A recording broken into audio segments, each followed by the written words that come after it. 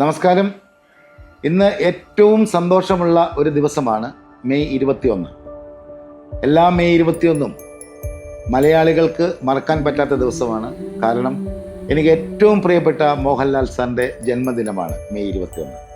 ഒരുപാട് വർഷം മോഹൻലാൽ സാറിൻ്റെ കൂടെ ചേർന്ന് നിന്ന്, ആ കുടുംബത്തിൻ്റെ കൂടെ ചേർന്ന്, ചേച്ചിയുടെയും മക്കളുടെ എല്ലാം കൂടെ ചേർന്ന് നിന്ന് ഒരുപാട് വർഷം ഈ ബർത്ത്ഡേ ആഘോഷിക്കാനുള്ളൊരു ഭാഗ്യം കിട്ടിയ ഒരാളാണ് ഞാൻ.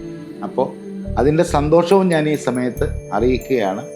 അതുപോലെ തന്നെ ഈ ജന്മദിനത്തിൻ്റെ അതേ ദിവസം തന്നെ ഞങ്ങളുടെ ആശീർവാദ് സിനിമാസിൻ്റെ മോഹൻലാൽ സാറിൻ്റെ എല്ലാം ഏറ്റവും വിജയ ചിത്രങ്ങളിൽ ഒന്നായ ദൃശ്യം എന്ന ചിത്രം ഈ മെയ് 21 തന്നെ റിലീസ് ചെയ്യുന്നു എന്നുള്ളതും എന്നെ സംബന്ധിച്ച് ഏറ്റവും പ്രധാനമുള്ള കാര്യമാണ്, ഏറ്റവും സ്നേഹം തരുന്ന കാര്യമാണ്, ഏറ്റവും സന്തോഷം തരുന്ന കാര്യമാണ്.